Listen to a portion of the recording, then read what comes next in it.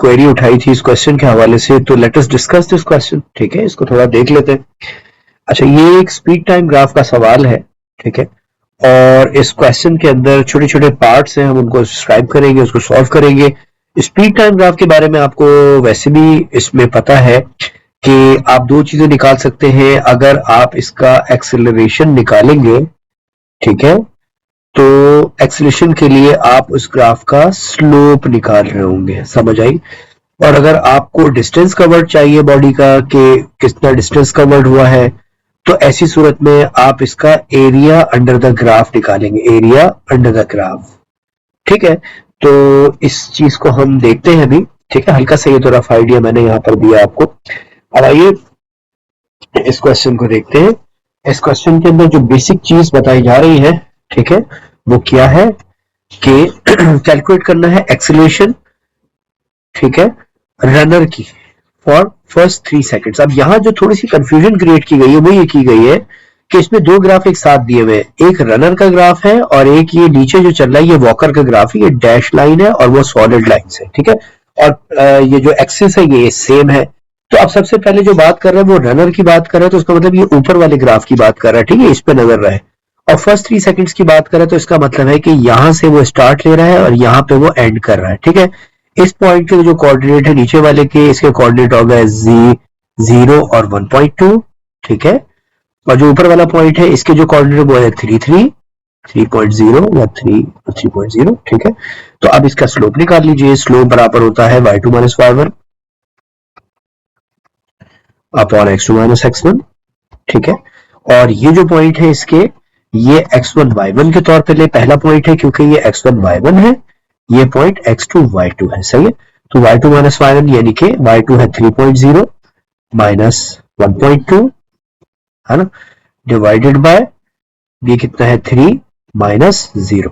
तो ये आप करें 3 में 1.8 माइनस हुआ तो 1.2 माइनस हुआ तो 1.8 इसका जवाब आ गया, डिवाइडेड बाय 3, डेसिमल इधर मूव किया तो ये हो गया 18 अपॉन 30, और ये 3 के टेबल से कट रहा है। ठीक है, तो ये क्या आ जाएगा, मैं इसको कैलकुलेटर से ही कर लेता हूँ इजीली। ठीक है, तो ये बनेगा 1.8 डिवाइडेड बाय 3। अगर मैं डायरेक्टली कर लेता हूँ तो ये बना 0.6, तो इसका 0.6 आंसर आ गया। ठीक है, तो पहला पार्ट तो हो गया 0.6। अब आओ नेक्स्ट बात करते हैं। Okay, calculate the total distance travelled by the runner in 19 second. अब रनर ही की बात कर रहा है। ठीक है, और रनर की जो बात कर रहा है यानी कि ऊपर वाले ग्राफ की। अब ये फालतू चीजें मैं जरा मिटा दूं। ठीक है, इन सब चीजों को मिटा देता हूं ताकि जरा और आपको बेहतर नजर आए क्वेश्चन के अंदर के सिनेरियो पे चल रहा है। ठीक है, अब मैं डिस्टेंस की बात कर रहा हूं और यहां पर करूंगा। अब मसला ये है कि जब आपकी नजर ग्राफ पर होगी तो पहले जहन में रखें कि ये रनर का ग्राफ है, तो ये रनर का ग्राफ यहां से जा रहा है, फिर ऐसे जा रहा है, फिर ऐसे करके आ रहा है। ठीक है, इसके ऊपर नजर आए। तो अब इस ग्राफ के अंदर असल में दो शेप्स अलग अलग आ रही है। एक ये शेप जिसको मैं शेड कर रहा हूं रेड से, ये वाले शेप को पहचाने तो ये तो हो गया ट्रेपेजियम शेप। ठीक है, और इसके नीचे ये दूसरा वाला शेप देखिए, ये भी इसी ग्राफ के अंदर ही आ रहा है ना, तो ये भी है जिसको मैंने ग्रीन से मार्क किया। ये जो रनर का डिस्टेंस होगा ना, ये दोनों का एडिशन होगा, यानी इसका एरिया प्लस इसका एरिया। समझ आई। तो पहले A1 की बात कर लेते हैं। A1 कैसे आएगा, A1 आएगा 1/2, यानी ये ट्रेपेजियम शेप है तो इसका P1 यानी ऊपर वाली साइड कितनी है 3 से लेके 15 तक, तो ये 12 हुई, 12 प्लस, है ना, 15 में से 3 माइनस किया 12 प्लस, और ये जो लाइन है यहां से आते कि 19 की है तो 19 हो गई। और हाइट कितनी है इसकी 1.2 से लेकर, खाली ये वाली हाइट लूंगा ना क्योंकि शेप यहां तक की है। समझ आई, तो ये इसको माइनस किया तो ये 1.8 हो गया। सही है, ये हो गया A1। और A2 कितना है, A2 जो है इसकी हाइट जो यहां से यहां तक है 1.2 मल्टीप्लाई बाय इसकी जो लंबाई है यहां तक 19, तो ये टोटल कितना बन रहा है बेटा, ये मैं इसको कैलकुलेट कर लेता हूं। ठीक है, यानी 0.5 मल्टीप्लाइड बाय ब्रैकेट 12 प्लस 19। ठीक है, ब्रैकेट क्लोज, 12 ही है ना, हाँ 15 12 और इसके अलावा 19। ठीक है जी, और इसका ब्रैकेट क्लोज किया हमने यहाँ पर। ठीक है, और उसके बाद मल्टीप्लाई कर दिया किससे, 1.8 से। ठीक है, तो ये कितना आया, ये आ गया कितना 27.9, तो इसका जवाब तो 27.9 आया। ठीक है, और जो दूसरा वाला है दूसरा वाला है ये 1.2, इसको भी कर लेते हैं 1.2 मल्टीप्लाइड बाय 19, ठीक है 1.2 मल्टीप्लाई बाय 19 किया तो ये कितना आ गया, ये आया हमारे पास 22.4। तो अब टोटल इसका जो डिस्टेंस कवर्ड है वो कितना 22.8 आया है, सॉरी, तो 22.8 आपने किया प्लस इसमें किया 27.9, तो ये कितना बना टोटल, ये बना 50.7, तो इसका टोटल डिस्टेंस बना 50.7। अगर हमें टाइम देख लूं, एक मिनट, ठीक है ये हो गया 50.7, ये इसका आंसर हो गया। अच्छा अब इसके बाद आगे नेक्स्ट पार्ट पे देखते हैं,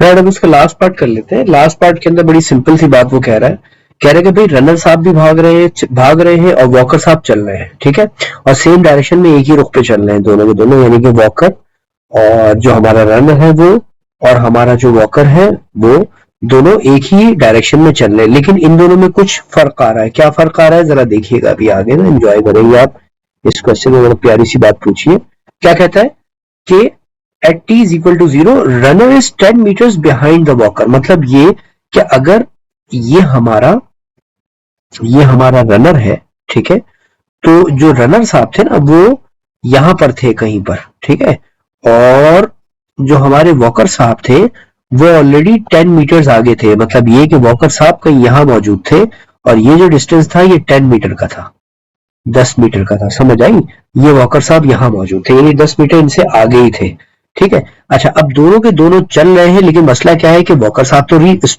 अपनी पेस से चल रहे हैं और जो हमारे रनर साहब है वो तेज भागते चले जा रहे हैं, ठीक है ना। तो 19 ही सेकंड ये दोनों चले, तो अब होगा क्या, होना ये चाहिए कि ये 19 सेकंड के बाद ये पता ये करना चाह रहा है कि आखिर हमारा जो वॉकर है वो कितने डिस्टेंस जो है वो हमारे रनर से पीछे है, सही है ना। तो अब इसकी लॉजिक थोड़ी सी तो मैंने यहाँ पे क्लियर की है। अब इसका तरीका क्या होना चाहिए, होना ये चाहिए कि हम सबसे पहले वॉकर का डिस्टेंस निकालें कि वॉकर का डिस्टेंस कितना है। वॉकर का डिस्टेंस क्या होगा, ग्राफ पे आइए, वॉकर का जो डिस्टेंस है बेटा ये ग्रीन से जो मैंने मार्क किया यही वॉकर का डिस्टेंस है और ये हमने भी निकाला था, ये 22.8 है, समझ आई, ये वॉकर का डिस्टेंस है। लेकिन मसला ये है कि 22.8 जो है ना वो ये वाला डिस्टेंस आ रहा है, ये जो इसने यहां से यहां तक कवर किया है 22.8 मीटर्स का ये डिस्टेंस, लेकिन क्योंकि ये 10 मीटर्स ऑलरेडी इससे आगे था, हाँ यानी इसका मतलब हमें ये समझ में आया कि हमारा जो रनर है उसको पहले ये 10 मीटर का डिस्टेंस जो है वो कवर करना पड़ेगा, ठीक है, और फिर 22.8 मीटर का डिस्टेंस भी कवर करना पड़ेगा ताकि इस पॉइंट पर आके फिर इसको ये क्रॉस करेगा और बाकी फिर वो लीड होगी, ये इसका लीडिंग डिस्टेंस होगा सारा, कि इससे आगे फिर बढ़ता चला जाएगा, समझ आई। तो अब हम कैसे निकाल सकते हैं, तरीका इसका ये होगा कि इस 22.8 को, बहुत सारे तरीके हो सकते हैं लेकिन इसमें आप 22.8 को आप 10 में जमा कर ले तो ये बन जाएगा 32.8।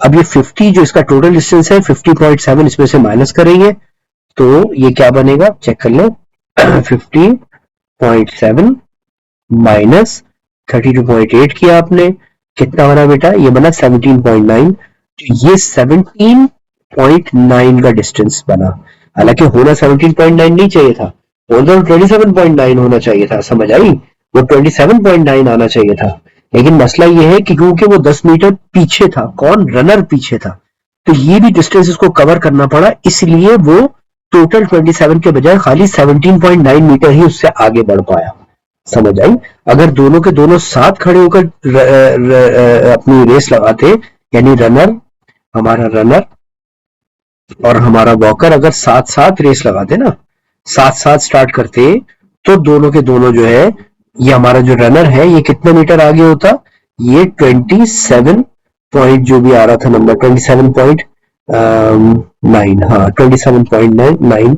मीटर्स आगे होता। लेकिन मसला ये है कि हमारा रनर यहां साथ नहीं खड़ा हुआ था, वो 10 मीटर पीछे था, समझ आई, 10 मीटर्स पीछे था, तो इसलिए ये डिस्टेंस भी कवर किया उसने, फिर ये डिस्टेंस भी कवर किया, तो 27 में से खाली 17 मीटर ही वो आगे, 17.9 मीटर ही आगे आ पाया।